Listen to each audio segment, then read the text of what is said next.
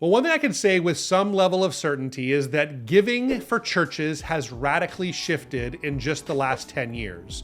But what's working well and what isn't? Well, we wanted to do a ranking for you guys to talk about the hottest trends in giving for churches. Let's talk about it. Well, hey guys, I'm Thomas. And I'm Ian. And today we are ranking some of the top online or giving trends in general that churches are using here in 2024. I think it should be a good conversation. Yeah, real good. This is obviously a hot topic, I think, for every church. Yeah, so absolutely. It should be of interest for sure. I immediately jumped in my intro to online giving because I think there's going to be a skew towards that because that's where most of the trends are. My church has found that about 75% of our income comes in online versus 25% that's put into a plate or a bucket. So obviously it's really important now and should be a good conversation for us. Yeah, absolutely. 90% at mine. We have you beat by 20%. That's Is it what really at least the reports 90% comes in online? That is what our staff has openly said from the pulpit. Yes. So That's incredible. and so 90%. So not sure if that's just because we are a larger church or the area demographic. There's a lot of factors, right, that go into it. But that number surprised me. It did. Yeah, that's really high. I think it could be just we haven't done a fantastic job yet, and we're moving towards this of speaking to online giving, and we've kind of so we're really trying to up our game there a little bit. I expect that number will grow. That's kind of like we accidentally backed our way into 75% or so. So something to look That's at. still a lot. So here's the challenge today, Ian, is we're going to go through, and I'll let you kind of share the idea and topic, but we're going to go through and rate opinions on certain online or digital or non-digital giving trends that we're seeing, and more like kind of giving practices that we're seeing out there. And we're going to rate them. I think we have like a kind of a scale that we created. We are. I'll let you share what it is. What is our rating scale? It's gonna be fun. We have first our top tithers. These are top tithers. Tried and true ways of giving. We have also then the next one, which is kind of good but not the best, which would be solid supporters. Good strategies, but again, not the best. And then lastly, we have the rating of hopeful helpers. This is kind of a new, unproven thing that we still kind of need data to see if what the results are for it. Yeah. That's it. So it should be fun. We'll give each one of these 9 or 10, I guess 10 different trends. We'll give them each a rating, and we will let's dive into it. Let me kick it off and ask you about this first one, Thomas, which this is cash or check. Yeah, cash or check. So that's an interesting one to start with, right? So it's like, is it obviously like it's a standard? Here's, I guess, my thought on it. It's a standard way to give. I imagine there's people that are doing it already. Is there potential for growth in this area in your church? Is it a place I would be investing in and trying to build up more people giving via cash and check? My answer to that would be not really. Some churches think that's a good idea because it is the least expensive way to receive money from people. Like people literally placing cash into a bucket. It has really no transaction cost. I would challenge you, like as someone who is an executive pastor at my church, I watch our tithe counting team. There is a cost to that. Like every check and credit and cash transaction, it takes time and processing and trips to the bank and logging and those things. Whereas other forms of giving are much more efficient in the time that it takes. It just gets moved automatically. In most cases, it'll get put right into your church management software. So don't forget those costs. And sometimes the 2% or 3%, whatever it would be that you're paying for a digital transaction might be worth it, especially on smaller transactions, I would say. So, but to give kind of the rating system, I would say cash is a solid, and checks are solid supporters, I think, is what I would say for that. It's about, obviously, we're not turning away cash and checks. Good, but not great. But it's not something I guess I would put a lot of focus on. Like, so if I'm writing an email or even giving announcements or things at church, I'm focusing more on other giving methods than talking mostly about cash and check offerings, I'd say. Agreed. Good point. So next one, online giving. Okay, so that's the opposite end of the spectrum. And this is broad, right? So what we mean by online giving is a big question. But as a general principle of online giving, I think this is at the top tier, a top tither is what we would put for this ranking here. I think you were just telling me earlier today that you're still encountering like 10% of churches that are not yet set up with online giving. And that's just amazing to me. Because close I think to that. Maybe, it may be a little less. I'd say 10% out of all the ones I talk to in a given year. Maybe. So I remember clearly during the first days of the pandemic, we had a blog post on our site, reachrightstudios.com. We have a blog that gets a lot of traffic on there. And we were one of the top posts for online giving providers for churches. And we kind of recommended a handful of them. My goodness, it was incredible to look at our Google Trends and our our analytics accounts. And we see that we're chugging along at maybe 100, maybe 75 to 100 clicks a day on this one post. And then, right when over a 3-day period, it went from 100 to 4,000 clicks every single day of all these churches saying, oh no, we're not going to have service for a few weeks. What are we going to do? We have to have something online giving related. And so we saw this enormous spike in churches doing that but I just thought everybody got on it then. So it's a top tither, online giving. If you're not doing it, you need to do it. You need to get over any aversion you have because you feel like it's not as spiritual. It can be, I think. And so it's something that it's really without question now you have to do it. And last thing I'll say, when I say it's 10%, it might be a little less, it might be 8 or something. But the point is the churches that I find that do not have online giving are usually, it's a very older church that's almost dying away, very small, rural.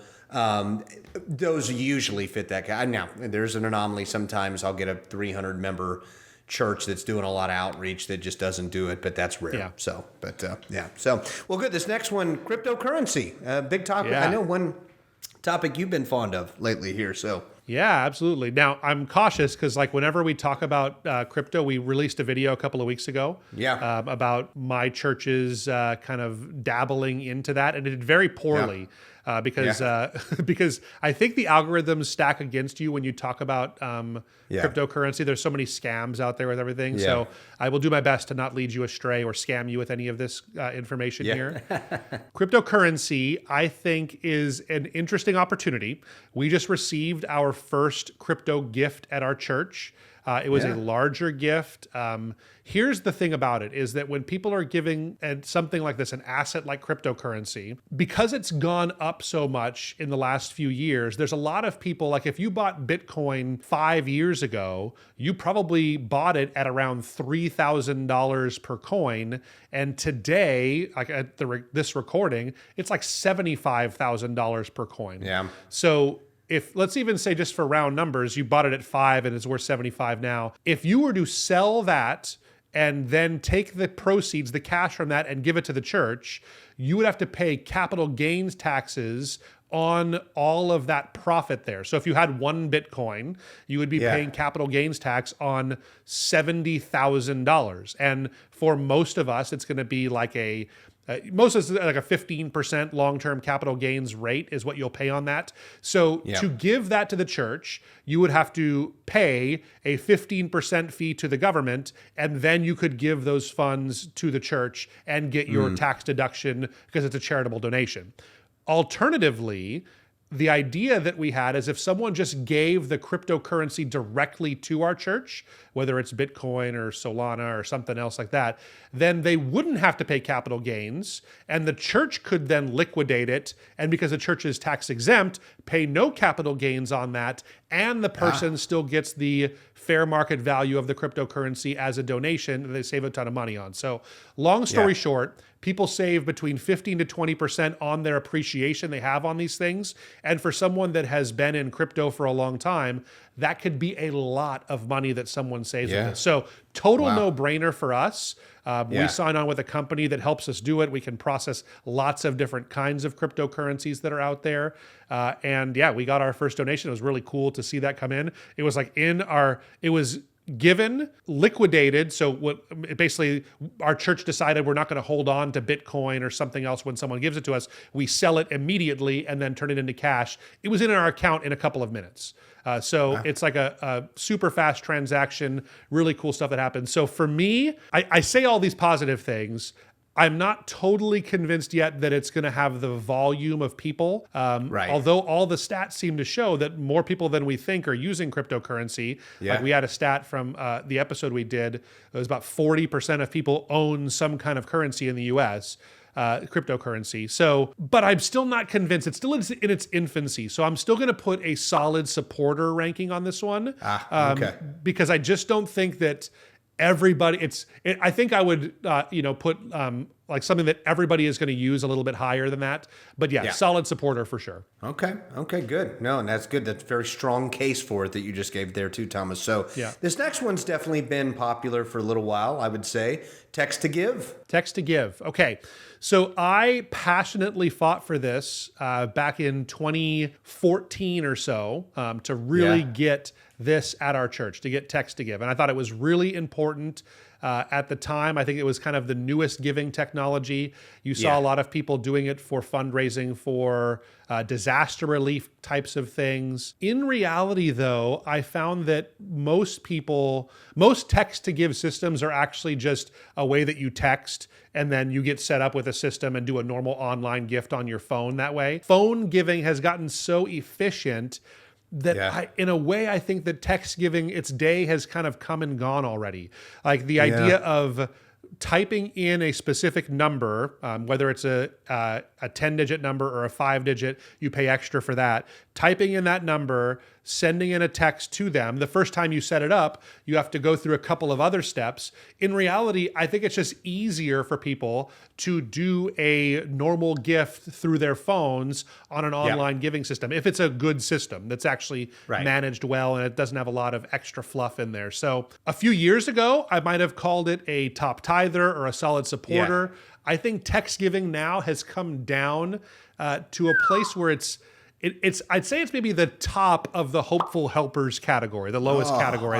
Our first low category score of the that's it. Our first hopeful helper. So, Is it? Would I cancel it right away if I was doing it at my church? Probably not. But I just think that it's less efficient and it uses the same thing that other thing. It uses the phone. So it's like a less efficient way to give by your phone is what it is. So I think in the last 10 years at my church, I maybe did once use text to give. So but you're right. I could do it either over my phone easily through our giving platform or just at home. So, but from my computer. So next one, reoccurring payments. Yeah, recurring giving. Okay. Recurring giving would be a better way to put it, right? Yep. Recurring payments, recurring giving, whatever you want to call it, but encouraging people to get into your online giving system, and instead of giving a one-time donation, commit to most systems will allow you to do daily, weekly, every other week, twice a month, monthly. Right. I think even quarterly. I don't think any of them allow you to do annual gifts. Just getting this set up. So for me, this is probably the top of the top tithers for me. I think if I was going to give one thing that's probably the most important thing that most churches can do when it comes to taking their online giving and their giving in general to the next level is really having a campaign or a focus on encouraging people towards this. I think it's easier for some people to do it than others. I think for someone that has consistent income, maybe you have a job where your payday is the same every single week or every single month. It's easy for you to set this up because you can give a tithe and set it up properly once and for all. Keeps people disciplined too, right? Yeah, absolutely. So for people like me and you, I know, Ian, we have more variable kind of income as business owners and people that help. We own a business, so our income can fluctuate. I still find that it's helpful for me kind of as a baseline. I have mine set up to give the same amount on the first of the month every single month. And so it's really good and convenient for people that are committed members of churches and know they're called and believe in giving a tithe to their church. It just makes it such a no-brainer, I feel like. So it's so good. For the church, it's amazing because those are funds that barring any major event or something radical happening, you can almost plan on coming in every single month. So I would absolutely embrace this. I would talk about this as much as you talk about giving cash and checks or online giving. Every time I talk about giving, I would talk about setting up a recurring payment, at least just mention it in passing. And when I talk about a giving sermon or something, I would absolutely encourage people to be thinking about these kinds of things and encourage them to be like kind of the main way that we encourage members of our church to give. So top of the top tithers for me. All right. Top tithers leading the way so far with what we've given to each one of these. Next one, pledge campaigns. Okay, a pledge campaign. So usually what we're talking about with this is a campaign. We see it most commonly with things like buildings, right? So like a new building, are doing a big building or some kind of a land acquisition, and you need a large sum of money. And so you cast vision, and you know that you need people to give more than they have in their pockets, or maybe even in their bank accounts right now. But over the course of a year or 6 months or 3 years, that you feel like maybe people could really be radically generous with this. So yes, I think that they're absolutely important. I think that if you're going to do a building, that is absolutely the way to do it. I've seen it used for other kinds of things too. So maybe there's a big initiative you have at your church where you're gonna make a dent in the homeless population. I saw one church recently that has a big focus on paying off people's medical debts. So they raise funds, they have pledge campaigns to build up a big fund where they can go negotiate with a medical company and then just pay off someone's medical debts for them, just to be a blessing to them. So awesome stuff that they do. And they did this through pledge campaigns. So very valuable, very logistically heavy. So it takes a lot of logistics in managing it, as well as like initiating it. And usually it comes with like a big event or a kickoff, which we may talk about here in the future. So I think that it's I've done them. I have done them. I've seen them done well. I have personally failed at them or been at churches that didn't do it very well. And so I know that they can be challenging, especially if you don't hit the goals that you're wanting to hit through the pledge campaign, and you have to do a second or third or fourth pledge campaign. It gets pretty challenging. So I have a hard time going all the way to the top. So I'm going to say solid supporter, I think, on this one, on pledge campaigns. Yeah, no, and I agree with that. My church is actually in the midst of one right now. What's it called? Calling it our legacy campaign. So this is going towards several efforts. We're a multi-campus church. We have a new campus that we're trying to launch. It's also, we have a campus and schools in Africa and Mozambique. And it's kind of going towards all these expansions. And we have a Christian college that our church is actually starting as well. So it's kind of where you can, where's your passion? Where do you want to leave a legacy at our growing churches? Kind of how we're doing that. So my church is in the midst of one, right? That's just one idea. It's often, you're right. The building, we did do a new building. We did this. It was very successful for our new building as well. But this is another type of one we're doing right now. So, one thing I think we just mentioned, we were going to stick one in here, and I think we skipped over the one we were going to stick in. We said we were going to do. You're right. Do you remember it? We said we were going to be doing stock giving. Giving. I think we meant to sandwich it between the cryptocurrency as well. So, but yeah. So, do you want to know what I think about stock giving, Ian? I do. Yes. You already laid it on thickly for crypto. We know what you think about that. What about stock giving? Same Thomas? as crypto, if not even a little bit higher, I think. Because I think that the advantages are almost identical. The capital gains things we talked about, I think that those are the same capital gains savings that people have. I think they're just a lot more people have them, have stock as opposed to cryptocurrency. Almost everybody in your church probably, well, maybe not almost everybody, but everybody who's of a certain age, most of them probably do. So I think, and they're more aware of that. They have it in their portfolios and those things. So to me, it's easier to talk about. People understand it better. The downside is it's a little bit harder to give. Like there's not really anything that is truly seamless. Our church just started doing it. We just got our first ever stock donation at our church, and with our new system that we're using. And it was for some shares of NVIDIA stock, which is really cool. It's gone up a lot. Perfect use case for something like this. It takes a few days for people to usually get through the steps they have to do and link up their accounts and do some of that kind of stuff with their brokerage. For that one, I'm going to say, I think just it's a top tither for me. I think it's something every church should do just because there's so many opportunities here, and I think there's potential for very large donations to come in that way. If someone's been sitting on some of their own company stock, if you have someone that maybe works for a big tech company or something, a lot of times they're given stock as part of their compensation. And if they can find a way to give that, I think it's just really great opportunities for enormous gifts that way. So that's a top tither for me, just because it's so accessible. I'm very interested about this next one here. Donor galas, or galas is the other way to I think it's Galas. In Hawaii. I've heard a lot of people say gala. So and the reason I said that is I was working with a ministry the other day that they needed to wait to schedule an appointment with me because they had a donor gala that they were putting on. So, and I don't hear that often. But I'm glad we're talking about it today. So your thoughts there, Thomas? I like the idea. So here's what the most common version of this now. So there's the campaign driven ones, which I think usually that's how they're best, is when they're tied to some kind of a campaign. What I have seen a movement towards that I have to be, if I'm being completely honest, I'm not set on this yet.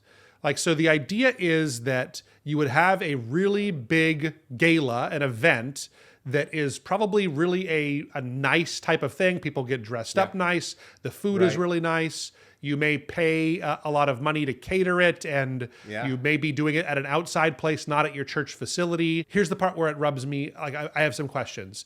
Is that you invite people that are on the higher end of the givers at your church.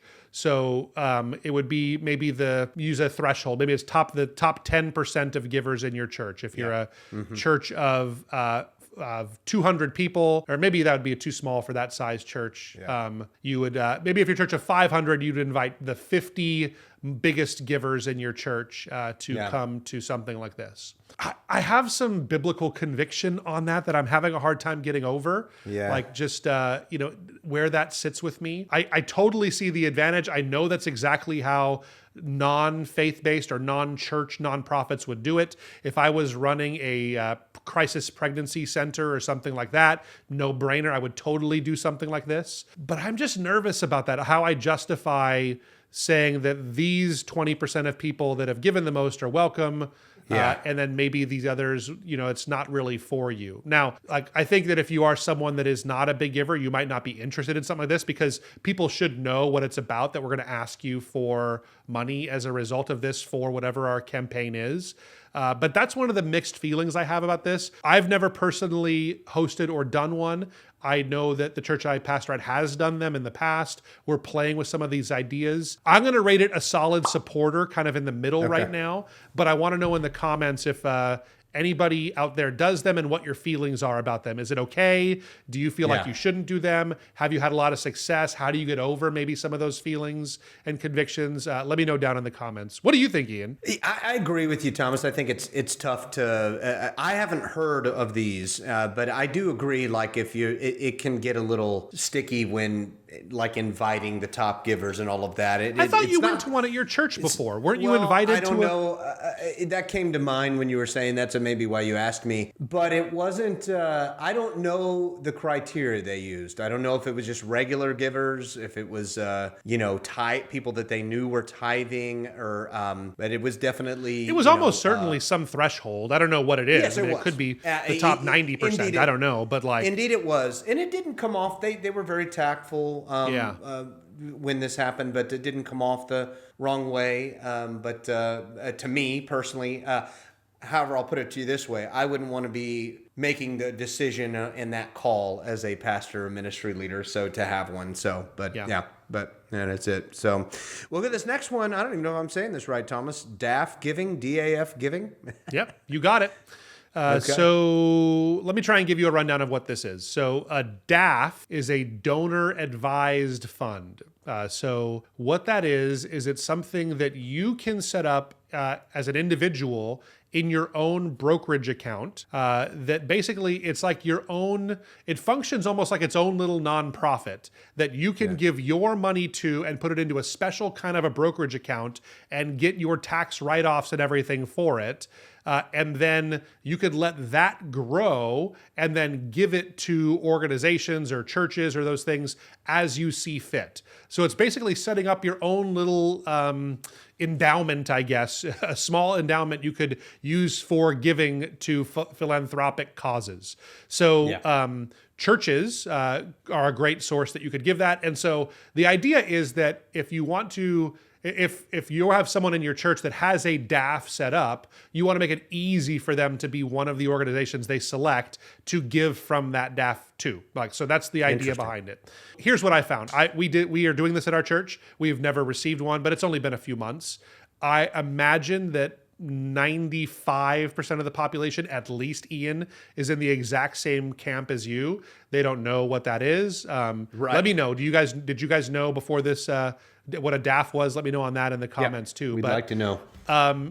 So I think it's really a great opportunity. And I imagine anybody that has a DAF probably has, they're probably philanthropic in their attitude and nature. You probably could expect relatively large gifts from a DAF if someone has that set up.